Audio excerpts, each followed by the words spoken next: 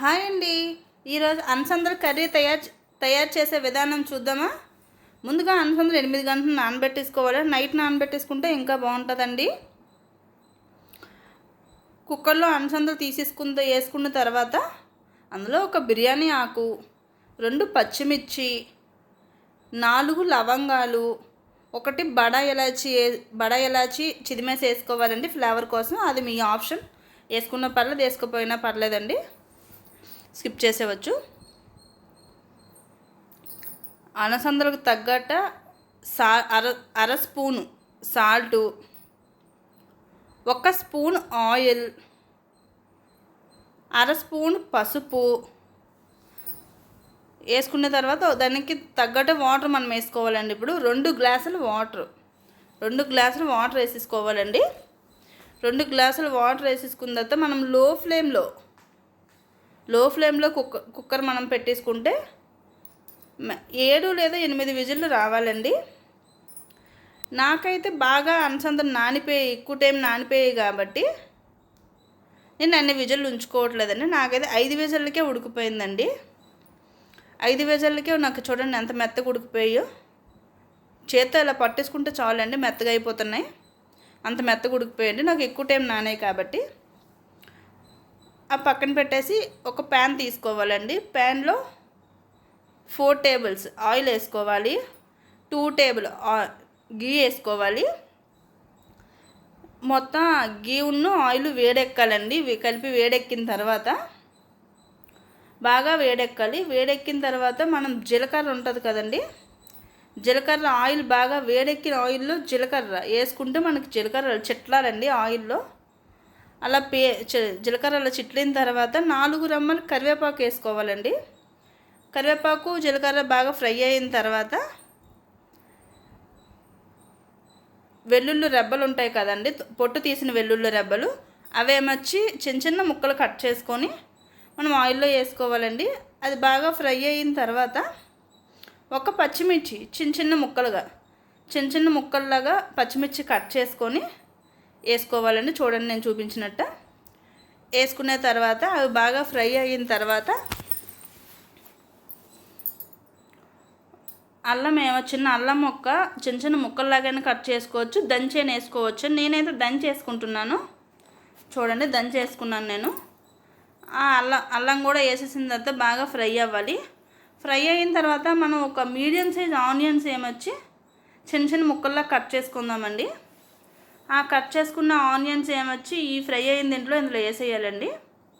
వేసిన తర్వాత మొత్తం బాగా కలిపేసి గోల్డెన్ కలర్ వచ్చేంత వరకు ఫ్రై చేసుకోవాలండి. మనకి వేరంగా గోల్డెన్ కలర్ రావాలి, ఆనియన్స్ వేగాలి అనుకుంటే ఒక చిటికెడు ఉప్పు వేసుకోవాలండి. చిటికెడు ఉప్పు వేసుకున్న తర్వాత మనకు గోల్డెన్ కలర్లో వచ్చేస్తాయండి. చూడండి నాకు ఎలా వచ్చేసాయో. ఇలా గోల్డెన్ కలర్ వచ్చేంత వరకు ఫ్రై చేసుకోవాలి. చేసుకున్న తర్వాత 2 లేదా 3 టమాటీలు మిక్సీ కట్టుకొని ఆ మిక్సీ కొట్టిన తర్వాత ఆ పేస్ట్ ఇలా వేసేసుకోవాలండి. టమాటీ పేస్టు వేసుకున్న తర్వాత ఈ ఆనియన్స్ టమాటీ బాగా మిక్స్ అవ్వాలి. బాగా మిక్స్ అయిన తర్వాత లో ఫ్లేమ్లో ఒక 2-3 మినిట్స్ ఉంచుకొని టమాటీ బాగా మగ్గాలండి. మనకి టమాటీ బాగా మగ్గిపోతేనే టమాటీ ఉన్న ఫ్లేవర్ పోతుంది, మనకు టేస్ట్ బాగుంటుంది. ఇదిగోండి ఇలా ఆయిల్ తేలినట్టు మనకు లేగాలి. చూడండి ఆయిల్ ఇలా తేలుతుంది కదండి. తేలిన తర్వాత మంచిగా కలిపిన తర్వాత ముందుగా మనం పచ్చిమిర్చి చేసాం కాబట్టి మనకు అంత పైసే అవసరం లేదండి. మేమైతే తక్కువ తింటాం, నేను తక్కువ వేసుకుంటున్నాను. మీరు ఎక్కువ తినాలైతే ఎక్కువ వేసేసుకోండి, ఏ ప్రాబ్లం, మీ ఇష్టం అది. నేనైతే 1 స్పూన్ కారం వేసానండి. 1 స్పూన్ కారం, అర స్పూన్ పసుపు, అర స్పూన్ జీరా పౌడర్, అది జీలకర్ర పౌడర్ కూడా అంటారండి. 1 స్పూన్ గరం మసాలా. మీరు స్పైసీ ఎక్కువ తింటాము అనుకుంటే ఎక్కువ వేసేసుకోండి. మేము స్పైసీ తక్కువ తింటాం కానీ నేను 1 స్పూనే వేసుకున్నానండి. అది ఇంట్లో చేసుకునేది కానీ మాకు 1 స్పూన్ సరిపోద్దండి. అర స్పూన్ ధనియాల పౌడరు. ఇందులో మీరు సాల్ట్ వేయలేదని అడగొచ్చండి. నేను ముందు అలసందలు ఉడకబెట్టే టైంలో కుక్కర్లో వేసాను కదండి సాల్ట్, అలసందలు ఉడకబెట్టే టైంలో, అందుకే ఇప్పుడు నేను సాల్ట్ స్కిప్ చేశానండి.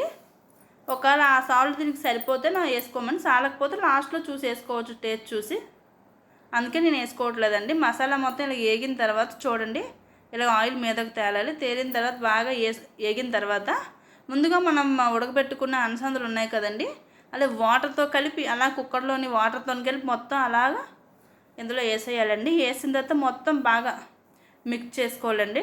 మిక్స్ అయిన తర్వాత ఇందులో మనకు ముందుగా ఎంతసేపు ఉడికే కాబట్టి, ఇంత మెత్తగా ఉడికే కాబట్టి వాటర్ అవసరం లేదండి.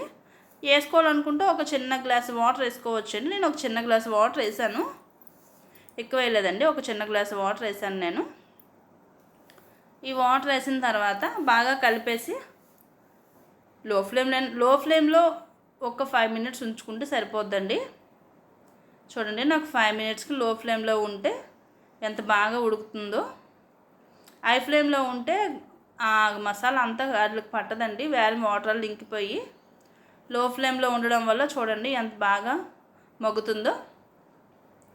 ఇలా బాగా మగ్గిన తర్వాత ఉప్పు సరిపోయిందో లేదో చూసుకొని కొద్దిగా సాల్ట్ వేసుకోవాలండి. సరిపోకపోతే, నాకు కొద్దిగా సరిపోలేదు కాబట్టి నేను యాడ్ చేసుకుంటున్నానండి. మీకు సరిపోతే మీరు యాడ్ చేసుకోవద్దు. చూడండి, నేను సరిపోలేదని కొద్దిగా లైట్గా యాడ్ చేసుకున్నానండి లాస్ట్లోని. సాల్ట్ యాడ్ అయిన తర్వాత బాగా మళ్ళీ మిక్స్ చేసుకోవాలండి, బాగా కలిపేసుకోవాలి. కలిపిన తర్వాత అందులో లాస్ట్లో మనకేంటి కొత్తిమీర కట్ చేసి వేసుకోవాలి. అలా కొత్తిమీర కట్ చేసి వేసుకునే తర్వాత బాగా కలిపేసి ఇంకా గ్యాస్ ఆఫ్ చేసేయడం అండి. వేరే బౌల్లో తీసుకోవచ్చు, సర్వ్ చేసుకోవచ్చు. చికెన్ మనం రోటీస్లో కానీ రైస్లో కానీ చాలా బాగుంటుంది. రోటీస్కి అయితే ఇంకా బాగుంటుందండి. మేమైతే రోటీస్లో తింటాం, మేము చేసుకుంటాం. మీరు ఎప్పుడైనా ట్రై చేయాలని